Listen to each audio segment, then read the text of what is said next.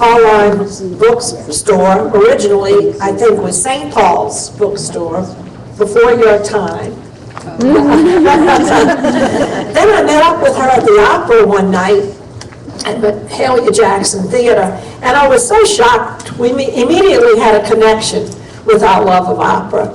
I learned that her father was a Metropolitan Opera star, and she was a singer on the CDs that I have been collecting from the bookstore. And we do have some available afterwards. Sister and her fellow sisters will go back there if you want to buy some. They're lovely. They're lovely.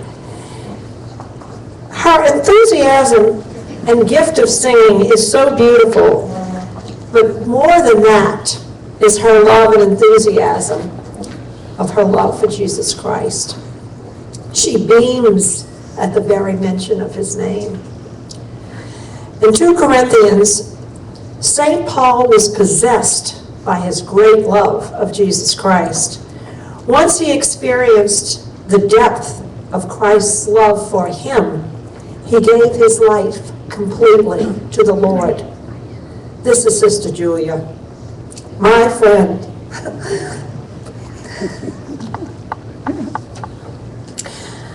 My sister in Jesus Christ.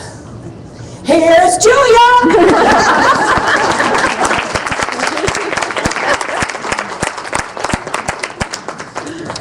Oh my gosh, Helen, what an intro.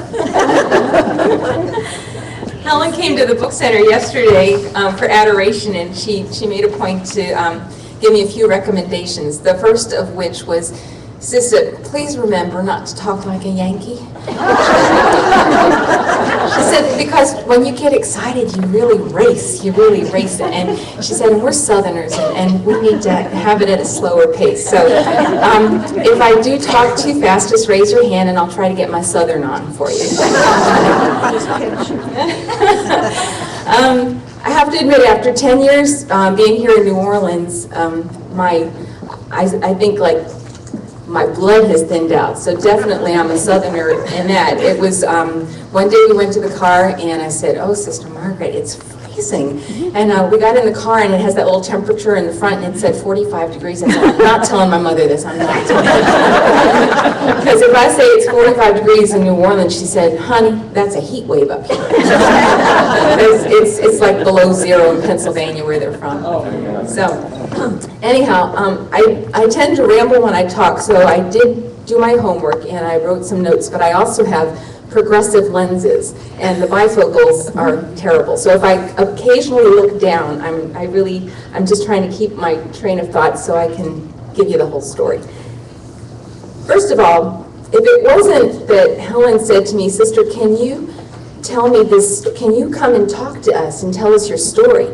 I said, what story would you want me to tell you? And she said, no, your story, you know, and like, I don't know whether the word testimony came across or not, but you have to understand, from my Protestant roots, testimony means something different to me. And I said, oh, I'm not comfortable giving a testimony. She said, no, just tell your story. I said, oh, you want a story? Okay, that I can do.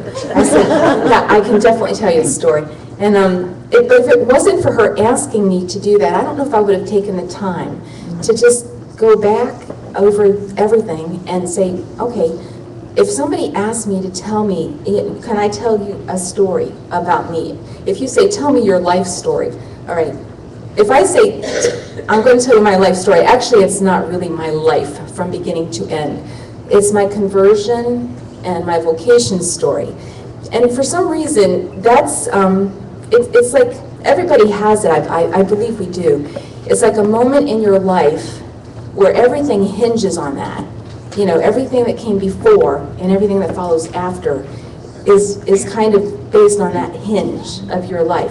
And that's what this story is. So if I live to be 100 years old and you say, tell me your story, this is the story you would get. Because it happened, and I don't know, the older you get, the more it seems like it just happened yesterday or last week. But it wasn't. It was 1970. It was the summer of 1970, which is quite a while ago, but in my mind, it really is so recent, something that just happened. And the things that happened in that year, that summer, are just so crystal clear. So in any case, why get up in front of a room full of people and rehash your story? Well, I think it's because God, when He enters into your life, looks for an opening. And when He sees that opening and He steps into your life, it's that love at first sight type of thing, when you met your husband, or, that defining moment where you become what God means you to be. And I always reflect, well, why does everybody want to hear a good story? Why do I like a good story? Well, that rings true for me because I'm still looking for good stories. I love a good story. And I think, why do the lives of saints fascinate us? Why do we look for the heroic? Why are we so fascinated by that? And when I was reflecting on it in chapel, I said, I think it's because all of us are kind of like Zacchaeus, up a tree, looking for Jesus. We want to get a glimpse of Jesus as He passes by. So when we ask for a story, we're looking for Jesus in that story somehow. We really want to see Him. So whether we ask each other or whether we're reading the lives of the saints, it's so we can find that and recognize Him. And if I stand up here in front of you and say, this is my story, it's not really to point the spotlight on me. And any life of saint will do the same thing. Not that I'm equating myself in that way, but it's not me, but look at what God did. Look at what He did in my life. I'm absolutely nobody, but this is incredible, what He did for me. So, and I think that's also something that rings true for y'all, being like the Magnificat ladies. When Sister Margaret and I were talking about you, I said, what, don't they kind of remind you of the holy women that used to follow Jesus around, because I said, but these are just like the modern day holy women, but they're living in Metairie. But it's still the same sense. If you were back then, you would be traipsing around Jerusalem after Jesus, but it's the same type of thing. And I think we're like the flesh and blood daughters of, the same person who said, it's my soul that magnifies the Lord, not because of me, but because of what He did for me. So the title of your group is very appropriate, Magnificat, because you are kind of embodying that in what you do, is that you want to share your story, and you want to listen to each other's stories to become encouraged, in following after Jesus. So, to start my story, there are certain things that your mama tells you that you never forget, and one of these is, generally when I was a teenager whining or complaining about how things weren't going my way, she would always say, Julia Ann, thank God for little things, okay? I said, well, okay, that's true. Thank God for little things. She said, always be grateful for little things, because if you're not, the big things will come along and you won't recognize them. So to get in the habit of being grateful for the little blessings. And one of the little blessings, if you want to call it that came my way was a book. Now, anybody that knows me even remotely, if you've ever come in the book center and have asked me, can you suggest a book? That's certainly going to flip a switch. And yeah, I can definitely suggest a book. This little book that came my way was, it was in my junior high library. And when I read something preparing for this talk, and it was just a brand new book that came in the book center, and it had something in there about conversion ex libris, and the small amount of Latin I know, I figured that meant through a book, conversion through a book. And it got me thinking, how many saints read the lives of the saints? Because the church is a long history. So, and then it had a little short paragraph in there, and it said, St. Edith Stein read St. Teresa of Avila before her conversion. St. Teresa of Avila read the Confessions of St. Augustine. St. Augustine read St. Paul. So it's like all of these people were affected by reading a life of a saint. And me? I was in my junior high library one day, and I came across a book called The Scarlet Lily. Now, this was years later I came across it when I was stationed in New York as a nun, and I said, oh, The Scarlet Lily, this is the book I read that started the whole thing going. I said, let me read it again. Oh, it was the worst written book I have ever read. It was so poorly written, and I put it down and I said, how did that ever affect me. But, hey, at the time I was 13 years old. I was a kid. And so this was incredible. I had discovered something that it was totally new to me. So God can use anything, even a poorly written book. But it made me friends forever after with St. Mary Magdalene. But that was only the beginning of the story. At the same time, I had a good friend, Christine. Both of us had the same interest, books. We liked books. We used to haunt the public library. And the same time I found this book on St. Mary Magdalene, she made her discoveries too. She found a book called The Song of Bernadette, and another book called The Penitent, which is the life of St. Maria Goretti, but written about Alessandro, her killer. So these were in the paperback exchange in the library. It's the kind where you can go in, put your old ones, and take these out. So she said, Jill, I have a book. I have 2 books that I want you to read. She said, now, she hands me these books and they have plastic baggies on them. And I said, what is this? She says, look, these are precious to me. If you read them, you have to read them with the baggies on. I said, they're kind of ripped up paperbacks, Chris. She goes, no, if you want to read them, that's what you have to do. So we read them. And then I said, you have to understand, I was 13, I was a Protestant, and I was a practicing Protestant. Christine was a so-so Protestant, so she didn't get the same reaction from her parents. But we didn't know what saints were. We had no idea what they were. But these books that we were reading were about girls our age. And so that's where the interest was. I said, it's one thing when you read about heroes that are, heroes. But talk about a hero that's 13 years old, that's 12 years old, that's 14 years old. It was something totally new to us. So we went back to the public library in search of more books. Okay. The public library had St. Francis of Assisi, which everybody has St. Francis of Assisi, and St. Joan of Arc. And after that, we exhausted whatever the public library had to offer on saints. So we looked at each other and we said, we have finished all the good books there are to read in the world. And that's exactly what we felt like. And she said, well, we were in search of these people, these saints. But we didn't know what they were. We didn't even know to call them saints because, they were just heroes. So a little while later, Chris says to me, I found this tiny little ad. It's about this big, in an old issue of Catholic Digest. And it's for a group of nuns. They have a bookstore in Philly. Do you want to come? And I said, oh, yeah. I said, do you think they have those books? And she said, I think they do. And I said, so how much money should I bring? And she said, oh, Joel, they're nuns. They're nuns. They're not going to charge you for the books. I said, that's the last time I asked her anything. And I said, oh, okay. So Mr. and Mrs. Orfeo take the 2 of us up to Philly on this day trip to go to this bookstore. It's run by the Daughters of St. Paul. Now, this is 1970, okay? So it's a tiny little closet of a bookstore on South Broad Street at the time.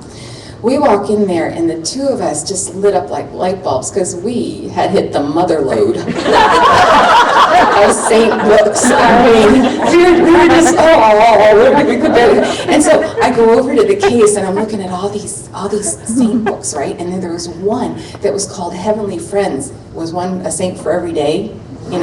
So I was almost in tears because I didn't bring the money, right? So Mrs. Orfeo bought me my first saint book, Heavenly Friends. So we went, before we went home, the sisters naturally, when they saw, 2 young girls stacking up books on saints, what do you think they asked us? Oh, yeah. So one of the sisters comes up to me and she said, did you ever think of being a sister? And I said, I haven't given it much thought. Do you have to be Catholic? Because I'm not. And she never imagined that somebody that wasn't Catholic would be coming in for sainthood. So she whips out a catechism fast as you please, okay? Gives me her address and says, write to me, okay? So the sisters were like corresponding with me. So I went home with my Heavenly Friends and my catechism. I was happy as a clam. Okay, now I'm going to go look at my notes because I think I got totally off track here. Oh, all right. My Protestant roots, as I mentioned, were different than Christine's. Okay, so when I went home and told my family that I wanted to be Catholic, okay, they didn't have the same response as Sister Christine. She told Chris told her mom, and she said, "Oh well, honey, you're already Catholic. You know, I had you baptized Catholic, and I never took you to church." So her mother was a fallen away Catholic, and Chris was kind of just sliding right in there. She went to the priest and got her. Started with instructions. Me, however, it was like, we practically had to move away from the neighborhood. I mean, they weren't happy at all, but we were really good Protestants, you have to understand. So anyhow, as I was saying, this was the summer of 1970, and it wasn't until we met the Daughters of St. Paul that we realized the connection between the books we were reading and the church that they belonged to. Okay, so we came back home, and in Lancaster, back in that time anyhow, all the churches were open. All the churches had open doors. So Chris and I, in the summertime, used to go in and out of churches. When my mother found out she had a fit. You can't do that. The pastor will be after you. So, but it didn't stop us, because try to tell a 13-year-old that they can't do something and then find a way to do something. So, but we wanted to check out all the churches. So I have to tell you, the most fascinating church was Sacred Heart Church across the street from me. Right across the street, on one end was Emmanuel Lutheran, and on the other end was Sacred Heart of Jesus Church. So when we hit that church, that's kind of where we stopped. Christine and I went in, and we're looking at the stained glass windows, and all of a sudden we realized the people in the stained glass windows were the books we had read about. And that's how we made the connection. I mean, at 13, it wasn't going to be Thomas Aquinas that converted me. I mean, it wasn't any theological explanation. It was more like, oh my gosh, Chris, look at that. I said, they belong to this church. So I said, we got to find out more about this church, because, I mean, all these cool people belong to it. St. Maria Goretti was up in the choir loft, okay? St. Mary Magdalene was over by the confessional. Then what really got us confused is the Blessed Mother Chapel had St. Bernadette, but it had all these other Blessed Mothers. I said, how many do they have? We didn't quite get that there was just one, and it was just different names, but they said, Our Lady of Everything. I said, I like Our Lady of Lourdes. That's the one I read about, okay? But that's what really got us started. But as I said, it was easier for Chris because she already had like a foot in the door, so to speak. With me instead, well, my grandfather was the janitor at our church, and I used to be there helping him clean the church, and we went to church on Wednesdays, and we went to church on Sunday morning, and we went to church Sunday evening, and we went to all the youth things that they had, and we were just really, really, really good Protestants. So it wasn't because I was unhappy with my church, it's just because I met these other people, I met these saints, and then tracking it back that the catechism that sister gave me actually had a timeline. I said, well, what's this? So it went all the way back, and it went all the way back to St. Peter and Jesus, and it said Jesus Christ founded the Catholic Church. And I'm thinking, well, who founded ours then? I mean, who founded the other ones? And